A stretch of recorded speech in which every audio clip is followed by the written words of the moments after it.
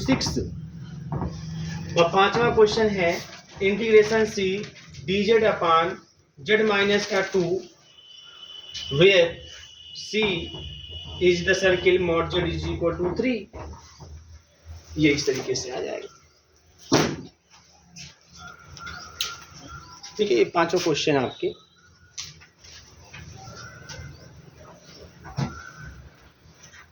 अब ध्यान दीजिए कैसे इन क्वेश्चंस को सॉल्व करने हैं। देखिए ये सब जितने भी है ना, ये सब जो कर्व सी दिया है हमारा, है ना, इसको अगर आप ड्रा करना चाहोगे आसानी से ड्रा कर लोगे। एक बार यहाँ पे कठिनाई आपको होगी, लेकिन बहुत विशेष कठिनाई नहीं होगी।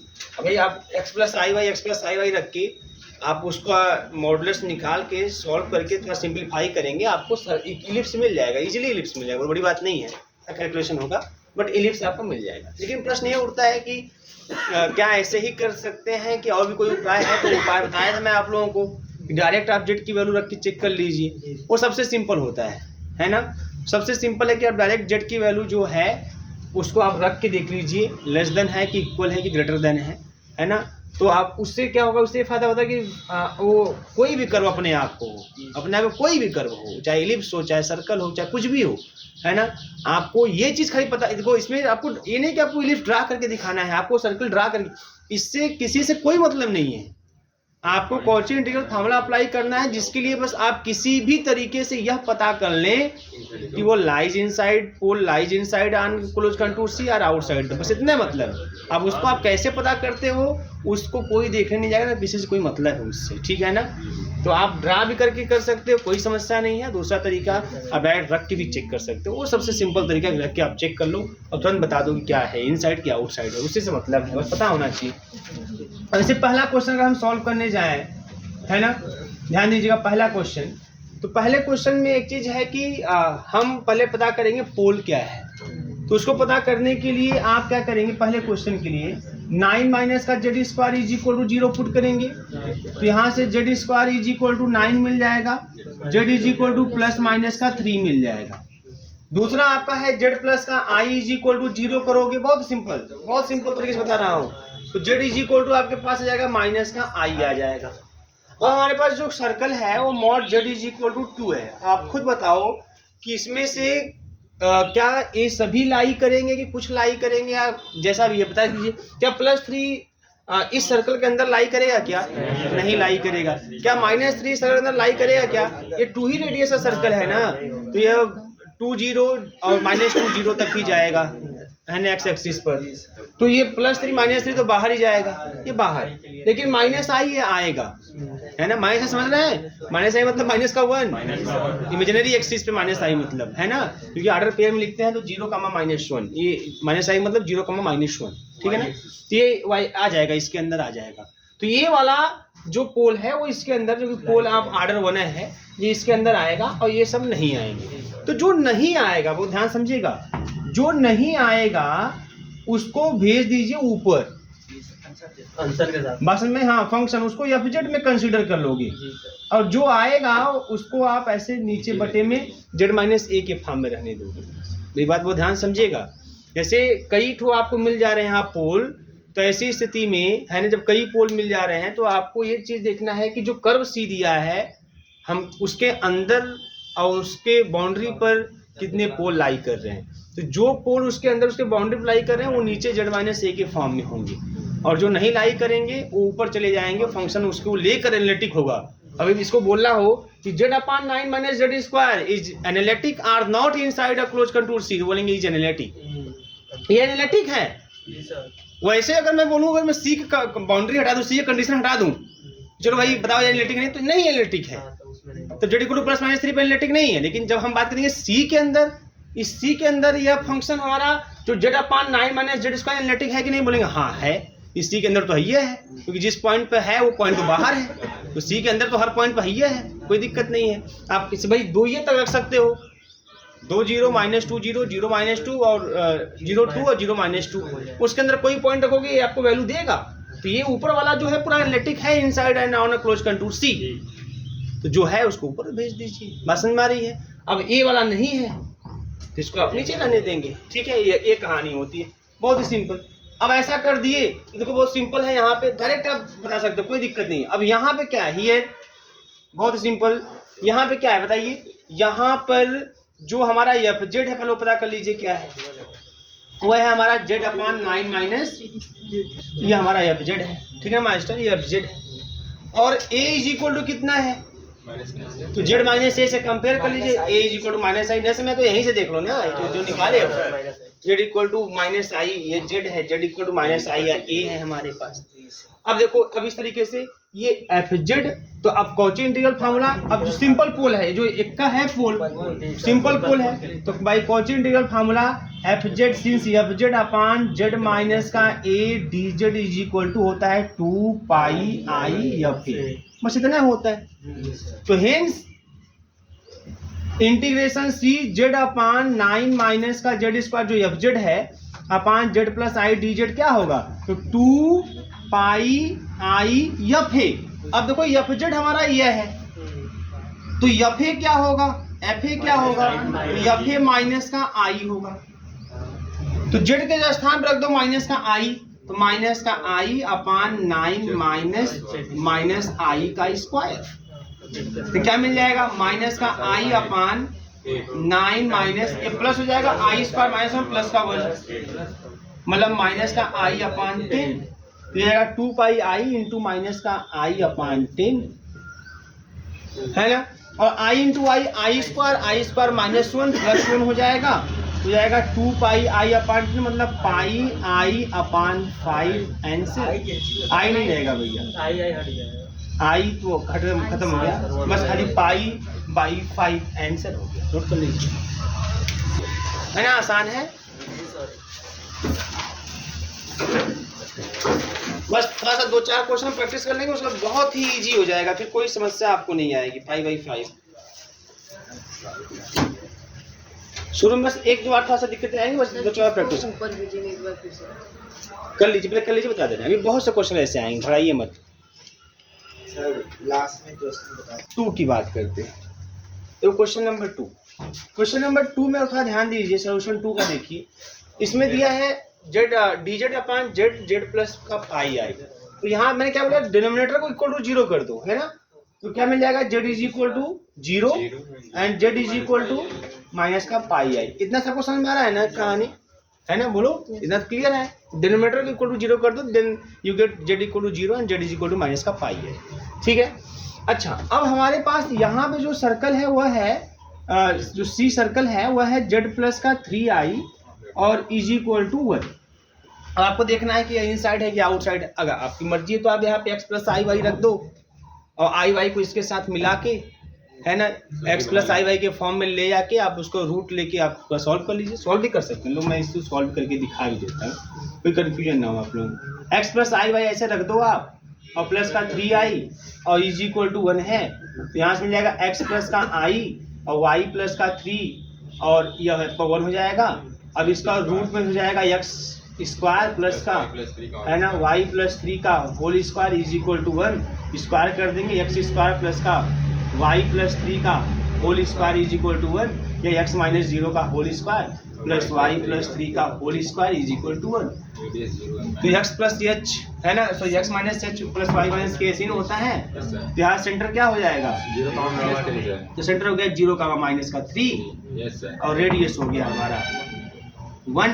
अब चाहो तो आराम से इसको ड्रॉ कर सकते हो, है ना, सेंटर 0 माइनस का 3, मतलब ये आपका 0 माइनस 1, 0 माइनस 2, 0 माइनस का 3, तो ये 0 माइनस का 3 सेंटर हो गया। और एक ही रेडियस लेना है, तो एक ही लेके आप ऐसे नहीं ड्रॉ करोगे, यस सर, ये हो गया, ये आपका 0 माइनस 4 हो जाएगा ना, एक रेडियस लेना तो एक बढ़ेगा आगे, ये हो गया, ठीक है।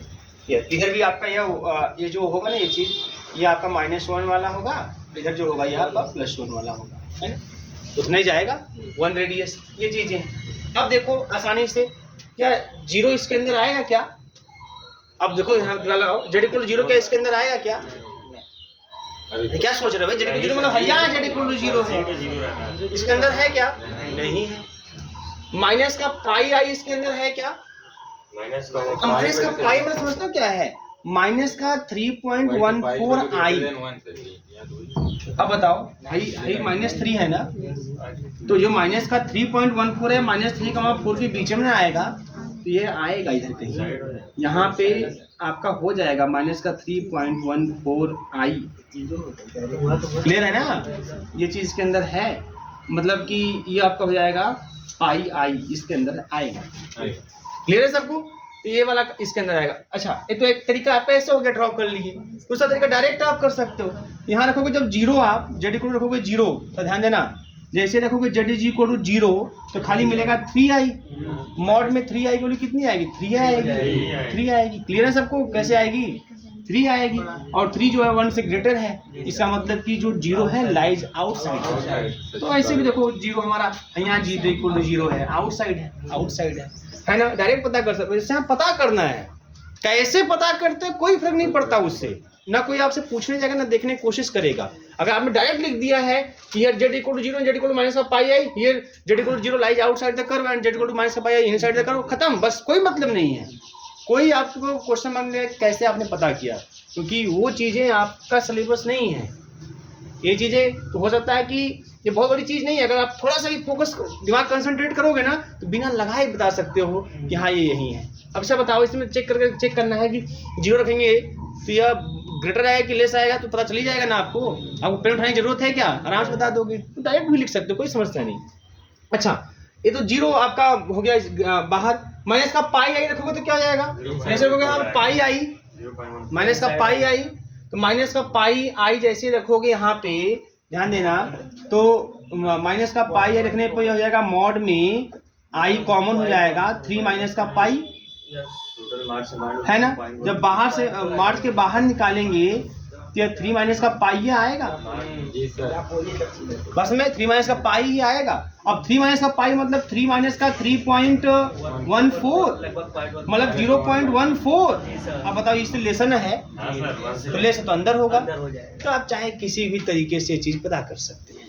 तो डायरेक्ट ऐसे पता करो, और चाहे ऐसे इक्वेशन लाओ, कर्व को इक्वेशन लाओ, ड्रा करो, है ना, कर लेंगे नहीं पता, आसानी से पता कर सकते हैं। पता हो गया। अब क्या मैंने बोला कि ए हो गया बाहर, जो हो गया बाहर उसको ऊपर भेज दो, बात समझ में आ रही है। मतलब ऐसे लिखो इंटीग्रेशन, अभी ध्यान देना यहाँ पे जेड अपान जेड प्लस का पाई आई, जो बाहर हो गया समझते हैं क्या है, इसका मतलब कि वो जो है ना, वो फंक्शन के साथ चला जाएगा, और फंक्शन उस कर्व के अंदर एंड उस कर्व की बाउंड्री पर एनालिटिक होगा, क्योंकि वो बाहर हो गया। ये चला जाएगा ऊपर, बैठा तो हो जाएगा मालूम क्या, ऊपर जाएगा तो क्या मिल जाएगा आपका, है ना, 1/z ना, 1/z dz upon z plus का पाई आई सी। बोलो कंफर्म है ना, ये कैसे ऊपर गया, समझ में आ रही बात ना। यही चीज पिछले वाले में भी हुआ था, सेम सेम। अब ध्यान दो यहाँ पे, अब कुछ नहीं, अब बताओ यहाँ से बहुत सिंपल, यहाँ से बताओ fz क्या है, fz देखो ऊपर वाला होता है fz dz, तो fz के स्थान पे 1/z है ना, और z is equal to a और इज इक्वल टू माइनस का पाई आई, यही वाला तो है ना, ये वाला जो अंदर है वही a है, जो अंदर है वही a है ना, तो यह हो गया माइनस का पाई आई। क्लियर है सबको। अब देखो कितना आसान है, कुछ नहीं करना है आपको। अब हम जानते हैं कॉची इंटीग्रल फार्मूला से, integration C F Z D Z upon Z minus A की जो वैल्यू होती है 2 पाई आई एफ ए होती है। तो भैया यहाँ से एफ ए निकाल लो, मतलब एफ ए मतलब एफ माइनस का पाई आई निकाल लो, मतलब जेड के स्थान पे माइनस का पाई आई रख दो, तो हो जाएगा कितना। अगर आई से गुणा कर ले हम ऊपर नीचे, आई से ऊपर नीचे गुणा कर लें तो ऊपर हो जाएगा आई और नीचे जगह आई, इसका मतलब आई अपान पाई हो जाएगा। ये आ गया हमारा एफ ए की वैल्यू। तो hence integration D Z upon Z Z plus का pi I over the curve C बराबर 2 pi I into F A. F A कितना आ गया, आई अपान पाई, पाई से पाई साफ, आई स्क्वायर माइनस का 1 तो माइनस का 2, ये हो गया आंसर। नोट कर लीजिए। क्लियर है ना, है ना, क्योंकि एक बार आप लोग अपने दिमाग को सेट कर लेंगे ना, एक बार सेट हो गया इस क्वेश्चन को, कोई समस्या नहीं। तीसरा क्वेश्चन है ना, C cos hyperbolic pi Z D Z upon Z Z square plus का 1 और C such that mod Z is equal to 2। अब ध्यान दो, अब ये क्वेश्चन है बेटा, अब इसको देखिए क्या है कहानी। तो सबसे पहले वही है फॉर पोल फॉर सिंगुलरिटी है ना, जेड इज इक्वल टू 0 और Z square plus 1 is equal to 0 which implies Z is equal to plus minus 1। अरे सॉरी प्लस माइनस आई, क्योंकि ट्रांसफर करने के -1 हो जाएगा तो प्लस माइनस आई। क्लियर है? ये आपको मिल जाएगा। अब देखो यहाँ पे ये तीनों लाई करेंगे इसके अंदर।